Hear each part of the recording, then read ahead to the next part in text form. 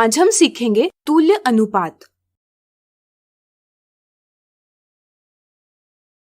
राहुल के पास 18 लाल कंचे हैं और 30 हरे कंचे हैं। यहाँ हरे कंचों की संख्या अधिक है। क्या आप बता सकते हैं यहाँ लाल कंचों की संख्या हरे कंचों की संख्या के कितने गुना है? सोचिए सोचिए। चलिए हम बताते हैं। यहाँ अगर हमें हरे कंचों की संख्या यानी 30 को 18/30 से गुणा करेंगे तो हमें लाल कंचों की संख्या यानी 18 प्राप्त होगी। इसलिए हम कह सकते हैं कि लाल कंचों की संख्या हरे कंचों की संख्या के 18/30 गुना है। या इसी को हम कह सकते हैं कि लाल कंचों की संख्या हरे कंचों की संख्या का 18/30 भाग है। यहाँ हमने दो राशियों की एक राशि दूसरी राशि का कितना भाग है या एक राशि दूसरी राशि के कितने गुना है इस प्रकार तुलना की है। ऐसी तुलना जो हमें बताती है कि एक राशि दूसरी राशि का कितना भाग है या एक राशि दूसरी राशि के कितने गुना है, अनुपात यानी रेशियो कहलाती है। अनुपात हम इस संकेत से व्यक्त करते हैं।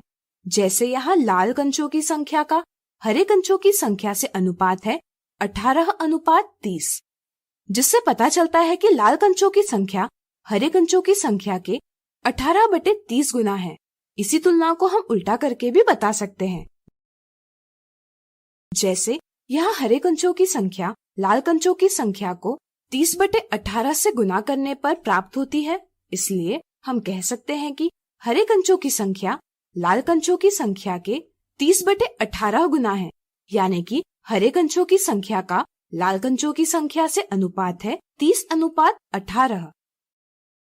इन दोनों अनुपातों को देखकर अब आप समझ ही गए होंगे कि अनुपात में क्रम बहुत जरूरी है। किसी भी अनुपात को सरलतम रूप में व्यक्त किया जा सकता है। यह करने के लिए हम अनुपात को भिन्न के रूप में व्यक्त करते हैं। जैसे यहाँ 18:30 को 18/30 के रूप में व्यक्त करेंगे। फिर हम अंश और हर के मस यानी HCF से अंश और हर दोनों को विभाजित करेंगे। यहाँ 18 और 30 का मस है 6। 18 और 30 दोनों को 6 से विभाजित करने पर 18/30 का सरलतम रूप प्राप्त होगा 3/5। फिर हम इसे अनुपात में व्यक्त करते हैं। जैसे 3/5 को हम अनुपात के रूप में 3:5 इस प्रकार व्यक्त करते हैं। 3:5 यह अनुपात 18:30 इस अनुपात का सरलतम रूप है। यहाँ एक और महत्वपूर्ण बात सामने आती है। अनुपात 18 से 30 और 3 से 5 दोनों का मान बराबर है। इस तरह से किन्हीं भी दो अनुपातों का मान बराबर होगा तो यह तुल्य अनुपात यानी इक्विवेलेंट रेशियो कहते हैं। सोचिए, क्या 18:30 का एक ही तुल्य अनुपात है? सोचिए सोचिए। चलिए हम बताते हैं।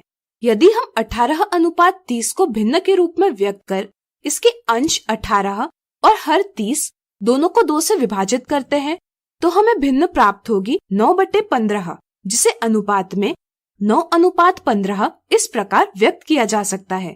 चूँकि अंश और हर दोनों को समान संख्या से विभाजित किया जा सकता है, इसलिए 9:15 का मान 18/30 के बराबर ही होगा। यानी कि 9/15 भी 18/30 की तुल्य भिन्न है। या अनुपात के रूप में इसे ही हम कहेंगे 9:15 भी 18:30 की एक तुल्य अनुपात है। इस तरह से अगर हम 18/30 में 18 और 30 दोनों को 2 से गुणा करेंगे तो हमें भिन्न प्राप्त होगी 36/60, यानी कि अनुपात 36:60। यह भी 18:30 की एक तुल्य अनुपात है। इस तरह से अब हम कह सकते हैं कि किसी अनुपात की अनेक तुल्य अनुपात हो सकती है।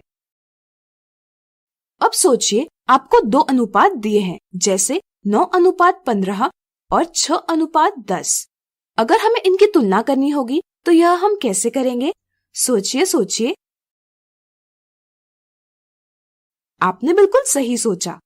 पहले हम इन्हें भिन्न के रूप में व्यक्त करेंगे, फिर इन्हें समान हर वाली भिन्न में परिवर्तित करेंगे। चूँकि दोनों भिन्नों का हर यानी 15 और 10 का लस यानी LCM है 30, इसलिए हम दोनों भिन्नों का हर 30 करेंगे ताकि इनके अंश की तुलना हो सके।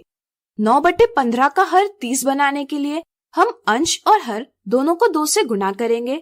इससे हमें भिन्न प्राप्त होगी 18/30। ठीक इसी प्रकार 6/10 के अंश और हर दोनों को 3 से गुणा कर हमें भिन्न प्राप्त होगी 18/30। अगर हर बराबर करने पर अंश भी बराबर हो जाते हैं तो हम कहते हैं कि दोनों अनुपात तुल्य अनुपात है। इसीलिए हम कह सकते हैं कि 9:15 और 6:10 दोनों तुल्य अनुपात है। अब आइए 1:3 और 3:4 की तुलना करें। इन्हें हम भिन्नों के रूप में व्यक्त करेंगे। यहाँ हर 3 और हर 4 का लस है 12, इसलिए दोनों भिन्नों का हर 12 करेंगे।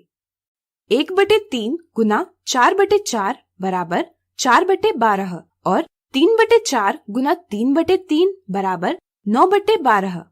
अब यहाँ दोनों भिन्न बराबर नहीं है, बल्कि 4/12 9/12 से छोटी है। इसलिए 1:3 और 3:4 तुल्य अनुपात नहीं है। जब 2 अनुपात तुल्य अनुपात होते हैं तो वे समानुपात यानी प्रपोर्शन में होते हैं। जैसे 9:15 और 6:10 तुल्य अनुपात है, इसलिए वे समानुपात में हैं, जिसे हम इस प्रकार व्यक्त करते हैं। समानुपात के किसी भी कथन में 4 राशियां क्रम में व्यक्त की जाती है और इन चारों राशियों को हम पद यानी टर्म कहते हैं। इन चारों पदों में से पहले और चौथे पद को चरम पद या सिरों के पद यानी एक्सट्रीम टर्म्स कहते हैं, जबकि दूसरे और तीसरे पद को मध्य पद यानी मिडिल टर्म्स कहते हैं। इस तरह से अब आप तुल्य अनुपात की अवधारणा समझ गए होंगे। क्या आप तुल्य अनुपात के कुछ उदाहरण सोच पाएंगे? प्रयास कीजिए।